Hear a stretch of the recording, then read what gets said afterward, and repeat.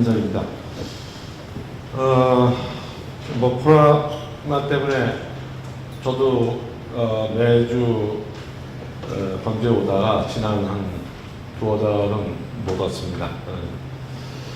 덕분에 좀 어디 안 나가고 집하고 학교만 있었는데 굉장히 색다른 경험도 하고 덕분에 이제 좀 많은 책도 좀 보게 되고 모든 게 그렇지만 이제 뜻과 실이 비슷하지 않나 이렇게 느꼈던 세월이었습니다. 사실 이 강좌를 좀 부탁을 받고 제가 좀 이렇게 망설였던 거는 그 인문학 강좌인데 제가 이 강좌에서 좀 제대로 된 수준의 그 강의를 할 수 있을지 굉장히 좀 망설여졌고 또 여러분들의 그 지적인 수준에 못 미치는 또 얘기가 돼가지고 누가 되지 않을까 해서 좀 걱정을 했습니다. 건축이 뭐 어떻게 보면은 저도 건축하는 사람입니다만은 참으로 이제 모든 거를 건축이라고 하죠. 그 집을 꾸미는 것부터 시작해서 도시를 만드는 것까지를 다 건축이라 하고 심지어는 이제 조선공학도 쉽 아키텍처라고 그러고 전자공학에서 이제 회로 구성하는 것도 또 아키텍처라고 그러죠. 또 뒤에 말씀드리겠습니다만은 아키텍처라고 하는 거는 은유적으로 인문학에서도 또 많이 또 사용이 됩니다. 이제 그 얘기는 결국 뭐냐면 건축이 잡탕이라는 얘기예요. 잡탕. 그러니까 뭐도 갖다 붙여도 다 건축이 되는 거기 때문에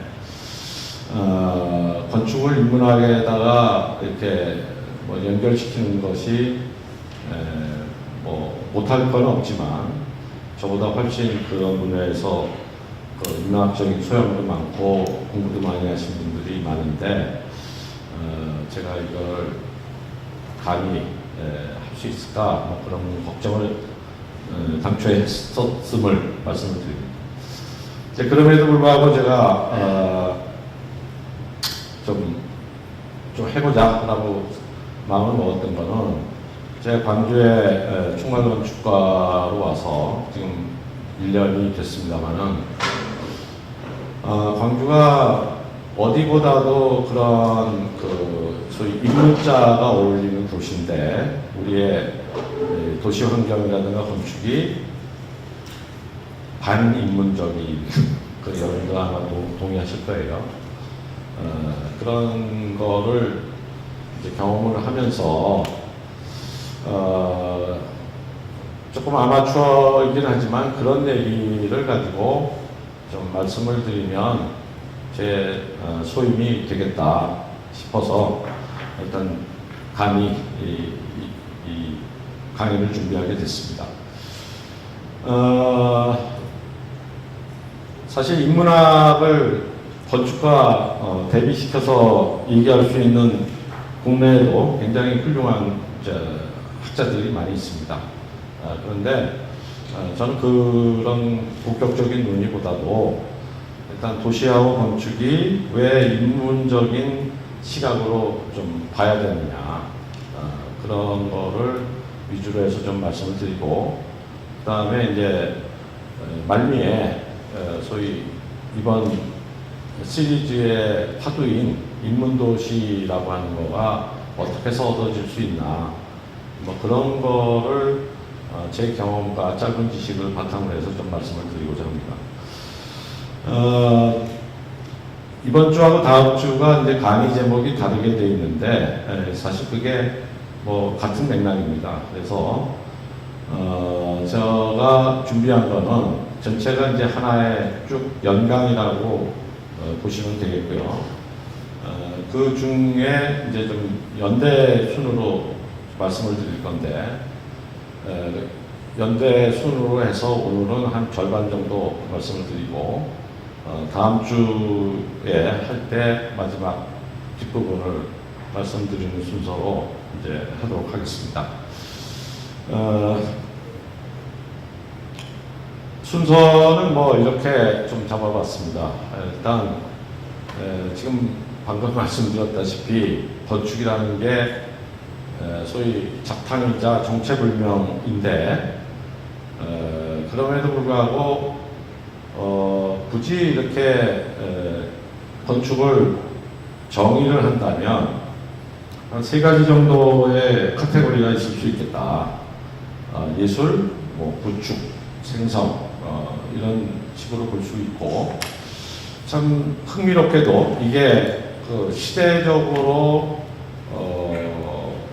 좀 연관이 됩니다. 이게 이제 모든 분야가 마찬가지지만 어떤 시대 정신일 수도 있고 시대의 여러 가지 물적 토대일 수도 있고 뭐 미학일 수도 있고 그러니까 건축이 그런 거를 다 끌어모아서 이제 종합하는 그런 분야이다 보니 당연히 이제 이렇게 연계가 되겠습니다. 그래서 일단 건축을 보는 세 가지 하나의 프레임이랄까요? 그런 걸 좀 말씀을 드리고 이제 각각에 해당되는 게 19세기, 20세기 그리고 지금 우리의 21세기 뭐 이렇게 됩니다. 그래서 그 연대기 순으로 이제 쭉 말씀을 드린 다음에 이제 마지막으로 우리 시리즈의 주제이기도 한 인문도시와 인문건축이 무엇이고 어떻게 해야 그게 얻어질 수 있는지 그런 거를 좀 간략히 같이 고민하는 걸로 강의를 마칠까 합니다. 우선 이제 뭐 서론이라고 할 수 있는 요 세 가지 키워드와 건축을 좀 살펴보겠습니다. 건축을 이제 보통 예술이다 그럴 때 일반적인 사람들이 생각할 때는 이렇습니다. 그냥 실용적으로 지어진 거는 그건 기술이고 약간 디자인이 잘 돼서 미적으로 볼만하다 그러면 저걸 예술이다 이렇게 얘기합니다. 뭐 맞는 얘기입니다. 예술이라고 하는 것들이 예술이라는 것이 기본적으로 사람에게 미적인 감흥을 일으키도록 작용하는 어떤 것이니까 건축물이라고 하는 것을 보고 우리가 미적인 어떤 감흥을 느꼈다. 그러면 그건 뭐 예술이다. 이렇게 얘기해도 뭐 전혀 틀린 말은 아닙니다. 자, 그런데 제가 말씀드린 예술이라는 건 이제 그런 하나의 형용사로서의 예술, 고급지다 혹은 뭐 아름답다 이런 차원이 아니라 소위 제도로서의 예술을 지금 말씀드리는 겁니다.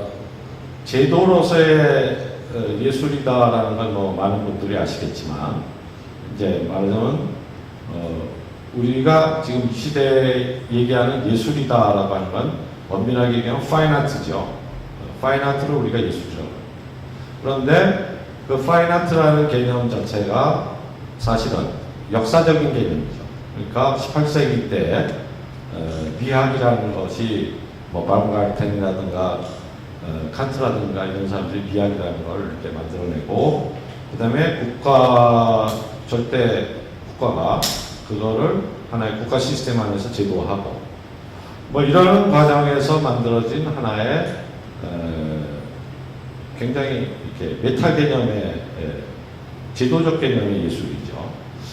자, 그러면 그 전에 또 뭐 아트라는 개념이 있었죠. 뭐 그리스 말에 있는 테크네라든가 라틴어에 있는 아르스, 그다음에 뭐 영어의 아트나 브로인 아트나 뭐 쿤스트 독일어 이게 다 이제 예술이죠. 오래전부터 있었던 개념이지만 사실 이거는 18세기 이전에는 기술의 개념에 더 가까웠다. 그러니까 잘 만드는 어떤 손재주, 수공예 이런 개념이고, 특히 테크네라고 하는 거는 뒤에도 말씀드리겠습니다. 이게 목수하고 관계가 있어요. 목수.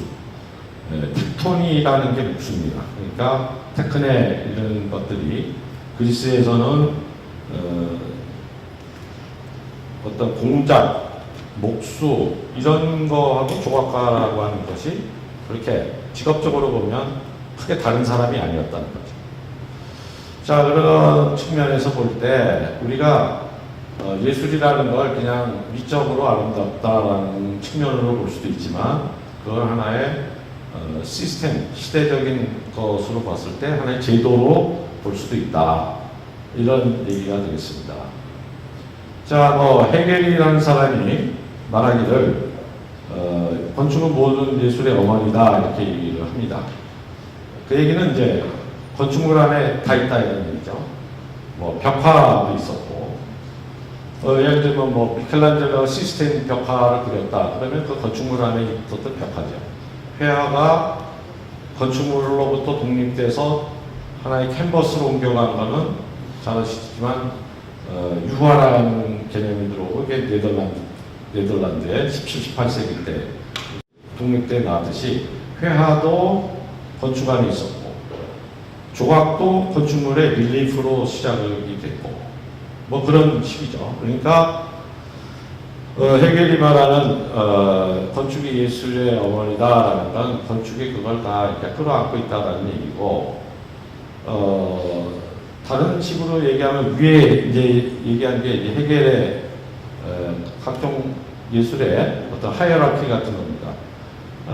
위로 올라갈수록 추상성이 강해지고, 그렇기 때문에 굳이 위계를 따진다면 이거다. 건축이 제일 하위 개념이고, 위에 거는 세 개를 낭만적인 예술, 고전적 예술, 성경적 예술 이렇게 분류를 합니다. 자, 그러니까 어머니니까 제일 밑에 있는 거죠. 제일 위에 있는 게 아니라 다 끌어안고 그걸 간다는 측면에서 그렇게 얘기를 합니다. 다음에 밑에 얘기는 괴테가 한 유명한 말인데, 음악이라는 거는 액체 건축이고 건축이라는 건 얼어붙은 음악이다. 자, 이거 다 멋있는 말인데 우리가 좀 주목해야 될 건 둘 다 18세기 사람이라는 거죠. 결국 예술이라고 하는 거를 뭔가 철학으로부터도 분리하고 어떤 기술로부터도 분리해서 하나의 고급스러운 하나의 영역으로 만들던 그런 시대의 언급이었다라는 것을 우리가 좀 눈여겨볼 필요가 있습니다.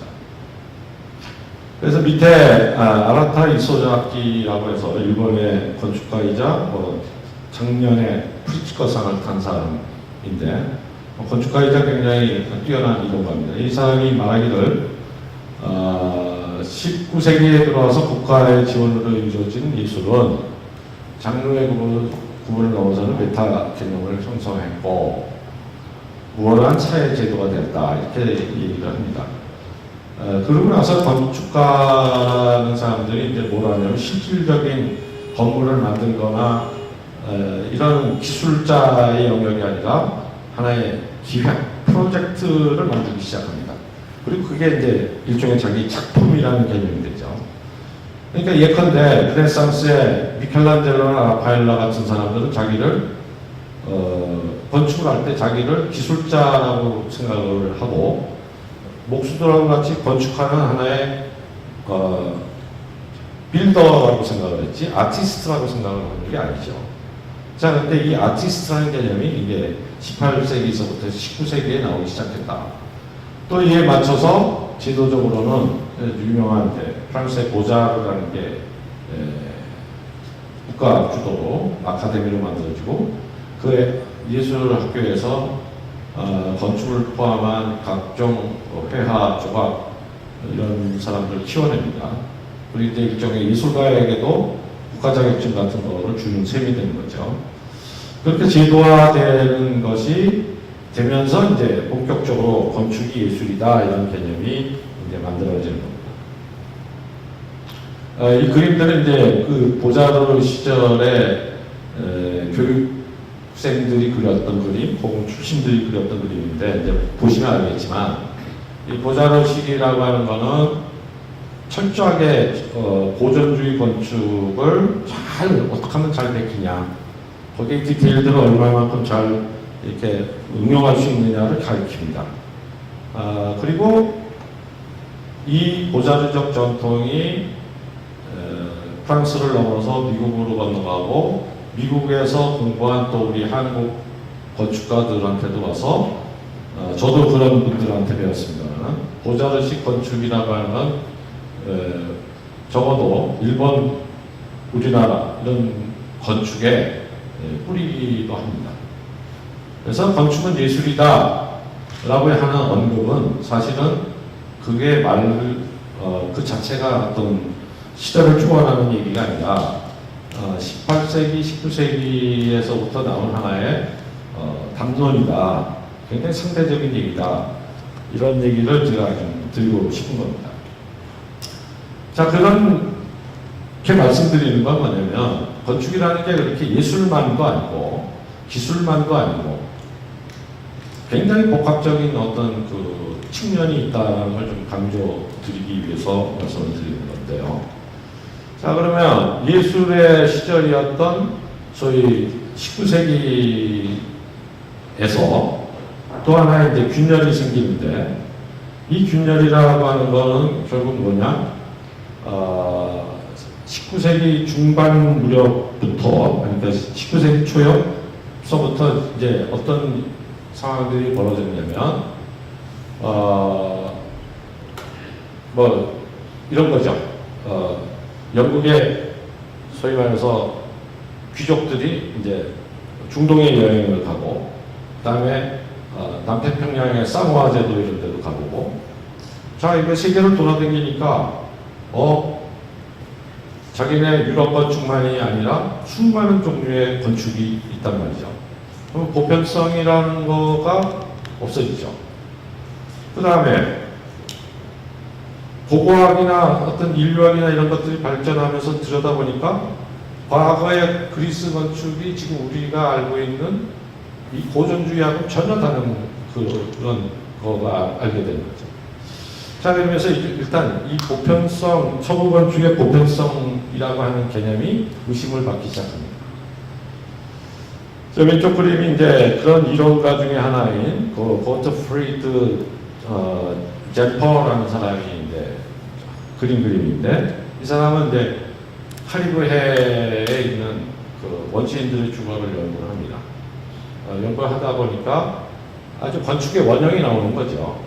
가장 프리미티브한 건축의 원형이 나오고 그 건축의 원형이라는 걸 이렇게 들여다보니까 한 4가지로 구성되어 있더라. 하나가 뭐냐? 토대를 이렇게 묶어둔다. 집을 지으려면 이렇게 토대를 묶어두죠. 그 다음에 거기다 나무로 프레임을 만든다. 자, 그 다음에 그 토대를 돋구는 이유는 뭐냐? 화로를 중심으로 해서 사람이 모여 있어야 되니까 화로, 그 다음에 토대, 골조, 그 다음에 이제 피막, 4가지다. 그러니까 건축의 기본은 4가지고 그게 상대적으로 그리스로 가니까 그렇게 되고 동양으로 가니까 저렇게 되고 뭐 이렇게 된 거지. 서구 건축의 무슨 절대적 우위성이라든가 예술 이런 거는 아니다. 이런 개념들이 이제 서서히 드러나오게 됩니다. 그러니까 이게 결국 이제 나중에 중세적 사고에서 근대적 사고로 넘어가는 것으로 볼 수 있고, 그 다음에 어떤 그 고전주의에서부터 어떤 그 합리주의, 근대 정신이 이제 시작되는 그 시점으로도 볼 수가 있는 겁니다. 그래서 예술이라고 하던 위치에 뭐가 들어가냐면 컨스트럭션이라는 개념으로 들어갑니다. 이게 구축이죠. 그래서 이제 여기에 인용한 이런 사람들의 얘기를 보면 되게 이제 비오레틱이라는 사람도 당초는 고딕 건축을 연구하던 일종의 고건축을 연구하던 사람이 있는데 이 사람도 고딕 성당을 들여다보니까 고딕성당은 뭐 뒤에도 말씀드리겠지만 사실은 정통파 건축가들로서는 쌍놈의 건축이에요. 고딕이라는 말 자체가 보트족이라는 뜻이고, 보트족이라는 건 라틴 이 로마 사람들이 볼 때는 북방에 있는 야만인이라는 뜻이죠. 그러니까 고딕이라는 말 자체가 바살이라는 사람이 쓴 말인데, 르네상스 시절에 야만 건축이라는 뜻이죠. 그 야만 건축을 들여다보니까 오히려 거기에 건축의 본질이 더 있더라. 그래서 비올레리드 같은 사람들은 고딕의 그런 구조적이고 구축적이고 굉장히 공학적인 것들이 건축에 더 중요한 거다라고 하면서 이런 말을 이제 하는 겁니다. 그 다음에 쇼펜하우어나 이런 소위 유물론 계열의 철학자들도 그것을 옹호를 합니다. 관념론에 대비해서 그런 어떤 미의 본질, 이데아 이런 거를 얘기하는 것에서 이제 넘어서 어떤 현실적인 실제 이런 실존 뭐 이런 것을 강조하는 사람들도 건축의 본질은 뭐 이렇게 얘기를 하는 거죠. 중력과 강성간의 싸움이다. 강성이라는 게 구조에 견디는 힘을 얘기합니다. 구조의 능력 이런 거죠. 그러니까 외부의 힘과 그걸 견디는 골조의 어떤 스티프니스가 스트로이 미적 소대다. 뭐 이렇게 얘기를 하죠. 자, 그래서 결국은 이제 19세기 중반을 기점으로 해서 근대 건축의 맹화가 나오기 시작하는데, 그건 뭐냐면 예술의 자리를 구축이 이렇게 차지하기 시작하는 이런 변화로 이제 읽을 수 있습니다. 자, 그래서 이거는 이제 근대주의 건축, 그리고 20세기 중반쯤 가면은 이제 이 근대 건축이 아예 그 구축을 너무너무 강조하다가 보면 여기 파리 퐁피두 센터나 뭐 이런 것처럼 아예 골조가 집안으로 숨는 게 아니라 오히려 그게 밖으로 나와서 그것 자체가 하나의 디자인 요소가 되는 하이테크 건축, 소위 말해서 이런 것까지도 발전하게 되는 거죠. 왼쪽에 있는 이제 아돌프 로스의 비엔나에 있는 로스 하우스가 우리가 보통 근대 건축의 아주 선언적인 건축이라고 얘기를 하는데, 그 옆에 건물들을 한번 비교해 보시면 뭐 옆에 건물들이 이렇게 고전주의적인 풍을 갖고 있는 이런 거라면, 여기는 일체 그런 몰딩이나 이런 거 없이 아주 기하학적인 이런 모습을 갖고 있죠. 19세기 말 20세기 초에 저런 건물을 지었다는 건 이제 아주 요거도목을 각오를 하고 지은 겁니다. 엄청나게 스캔달러스한 건물인데요. 이 사람의 주장인 즉 뭐냐? 장식은 범죄다. 자, 장식이라고 하는 거가 결국 뭐냐면 예술로서의 건축을 보장해 주던 하나의 미적인 요소인데, 그게 범죄라는 거죠.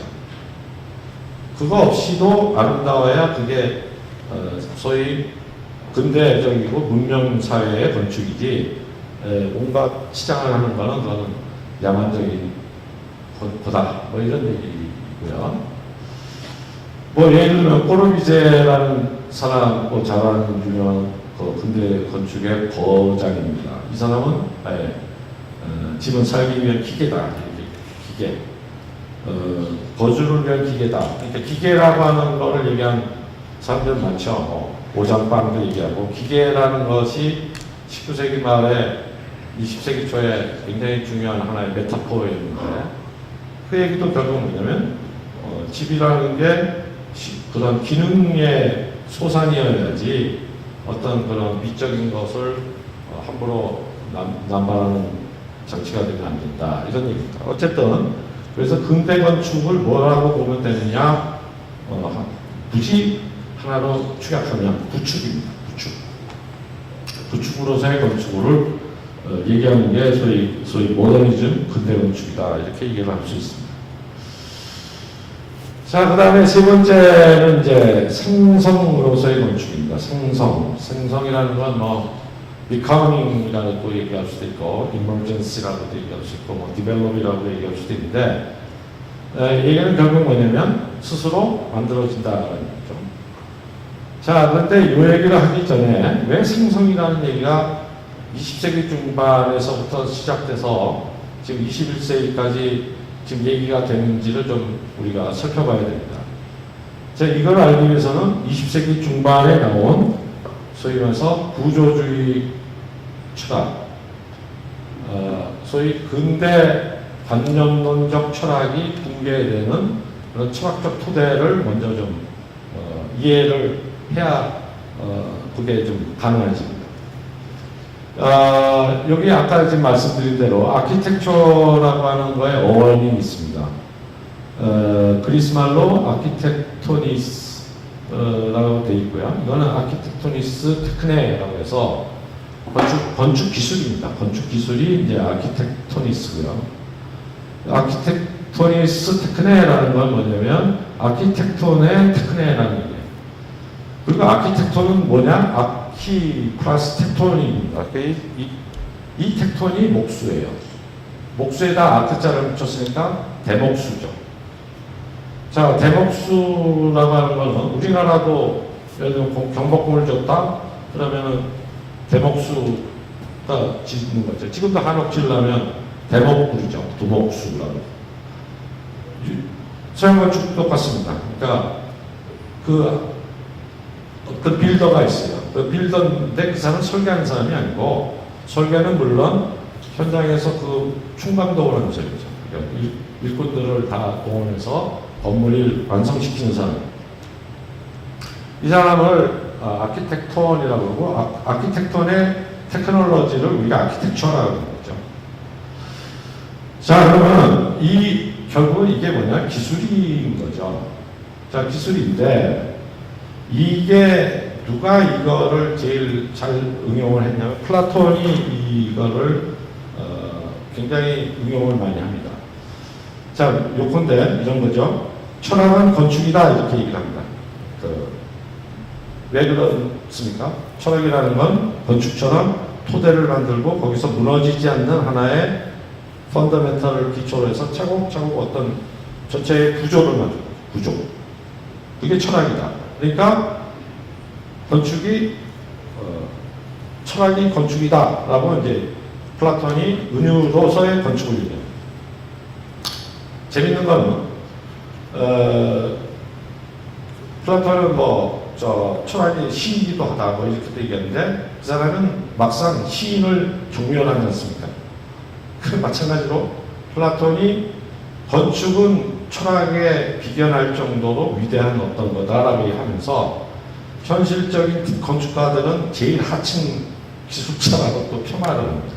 그러니까 철학을 은유로서의 건축은 철학의 반면에 있는 거고 이 시인이라든가 현상으로서의 직업으로서의 건축가는 제일 낮은 계급의 이런 사람이다.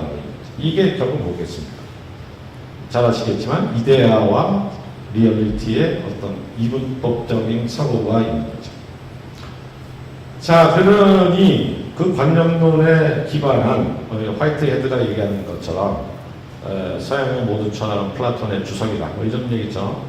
19세기까지, 그 다음에 20세기 중반까지 그 관념론, 데카르트, 칸트, 헤겔 얘기 쭉 내려오는 그 서양 철학의 계보에서 소위 말해서 건축이 은유로서 작용하는 하나의 관념론적인 체계는 가장 건축뿐만 아니라 모든 세계의 학문들을 다 지배하던 하나의 담론 체계였던 것이죠. 그게 언제 깨지냐? 결국은 20세기 중반에 구조주의, 후기구조주의, 해체주의 이런 걸 통해서 이제 깨지는데 건축도 그때 이제 큰 패러다임을 또 한번 겪게 됩니다. 조금 전에 근대 건축의 하나의 패러다임이 구축이라고 했다면 그 구축이 이제 깨집니다. 뭘로 깨지냐? 생성으로 바뀌는 거죠. 생성의 대표적인 철학자 여러분 잘 아시죠? 들레주죠. 들레주나 푸코나 이런 사람들인데 그 사람들의 철학이 건축으로 와서 20세기 중반에 구축의 건축이 생성의 건축으로 바뀝니다. 그래서 지금 21세기 지금까지 건축은 생성으로서의 건축으로 이해를 하시면 됩니다. 가라타니 고진이라는 분은 여러분도 잘 아시겠죠. 그러니까 인문학 하시는 분들 잘 아시는 또 영문학을 하면서 비평하시는 분인데, 이 양반이 이제 은유로서의 건축이라는 책을 썼어요. 아주 건축책이 아닌데 건축 서가에도 안 꽂혀 있고 철학 서가에도 안 꽂혀 있는 아주 괴상한 책인데, 이 양반도 결국 근대 관념론을 이렇게 아주 무자비하게 깨는데, 그 깨는 거에 기반이 뭐냐면 근대 철학을, 아니 근대주의까지를 포함한 그 서양 철학의 기본이 건축을 하려는 의지다, 이렇게 하면서 우리가 얼마나 터무니없고 등등등등 하면서 비판을 하는 거죠. 그래서 거기서 나오는 얘기는, 철학은 사실은 will to architecture, 그러니까 건축에 대한 의지의 다름이 아니다. 그래서 은유로서의 건축은 프루트게델이 불완전성 정리를 만들어서 수학적인 원리함이라든가, 그 다음에 뭐 물리학에서는 불확정성의 원리, 뭐 양자역학, 뭐 수많은 저희 말해서 상대주의적인 근대 철학의 이론들이 있지 않습니까? 그 시점까지는 주인 노릇을 했다, 이런 얘기입니다. 그래서 심지어 수학은 물론 건축까지도 지배를 했다, 얘기죠. 철학이, 그때 철학이. 자, 이렇게 볼 때 이 생성으로서의 건축을 이해를 하기 위해서, 우리 시대의 건축을 보는 방법인 생성으로서의 건축을 보기 위해서는 일단 뭐부터 봐야 되냐면, 플라톤에서부터 20세기 중반까지 지배해왔던 철학 체계, 소위 관념론적 철학 체계를 먼저 이해하고, 그리고 그것이 20세기 중반에 깨졌고, 그 시점에 건축과 도시 이론이 엄청나게 크게 변화하면서 현대의 생성으로서의 건축 이론이 나왔다, 이렇게 보시면 되겠습니다. 자, 요즘 현대 건축들도 이렇습니다. 그러니까 뭐를 표현하는 게 아니죠. 뭐를 닮은 것도 아니고 무엇을 추상화보다도 더 추상적이죠. 자, 그러면 이런 것들은 뭐냐? 뭐 쉽게 얘기하면, 이 사람이 피터 아이젠만이라는 사람인데, 이 사람의 작업 과정을 보면 컴퓨터 안에다가 여러 가지 그 힘의 벡터를 줍니다. 그러면 컴퓨터 안에 있는 버추얼 스페이스에서 지층이 마치 지구 지표가 힘을 받으면 이렇게 단층도 생기고 지진이 나고 이러죠. 그런 거 같은 식의 디자인을 합니다, 실제로. 그러니까 무엇을 그리는 게 아니라 생성시키는 거죠. 에너지로 어떤 물체가, 예를 들어 피부를 이렇게 하면 생성이 되죠, 이 모양이. 그러니까 이렇게 설계를 합니다. 우리 동대문에 있는 DDP 만든 자하디드라는 이 여성 건축가도 마찬가지. 이거는 뭐같이 생겼습니까? 이런 거죠. 카우보이 모자 같은 게 있다고 생각하세요? 카우보이 모자가 할 때 여기다 힘을 주면 모자책이 이렇게 내려가죠. 자, 그러니까 이거는 그런 어떤 힘의 어떤 스스로의 이 강성을 가진 물체에다가 에너지를 주면 그것이 어떻게 생성이 되느냐를 표현하는 게 현대건축. 그리고 그 철학적 기반이 전부 지금 말씀드린 대로 구조주의, 후기구조주의 이런 데서부터 나온 거죠. 도시도 마찬가지인데요. 도시는 좀 이따가 다시 말씀을 드리겠고, 그래서 질 둘레이츠가 얘기하듯이 힘이 생성되는 곳에 모든 다이어그램이 나오고, 다이어그램이 이렇게 옴니스 프레젠트 한다라는 얘기가 건축에 오면은 이런 식의 얘기가 됩니다. 형태에서 의미를 제거한다. 의미가 없죠. 이건 의미가 없습니다. 뭘 표상하거나 뭘 상징하거나 이런 게 없는 거죠. 모든 의미를 제거하고 그 의미들이 자동사처럼 스스로 의미가 드러내야 된다. 형태는 어떤 결론을 위한 수단이나 표상물이 아니라 그 자체가 목적물이다. 뭐 이런 식의 얘기죠. 이 다이어그램과 에너지, 힘 이런 걸로 건축이 만들어지는 이런 입장을 얘기를 하는 거죠. 자, 이렇게 해서 일단 건축을 뭐 그 밖에도 여러 언어로 표현할 수 있는데 대개는 이 세 가지, 예술이냐, 그쪽, 기술이냐, 그리고 그 자체냐, 이렇게 본다면 이게 각각 19세기, 20세기, 21세기에 해당하고 그거는 그 시대의 시대 정신과 철학하고 정확하게 이렇게 평형을 이룬다. 뭐 이렇게 보는 입장으로 제가 좀 이 전체 강의를 진행을 좀 하고자 합니다. 자, 그렇게 돼서 좀 이렇게 시간적으로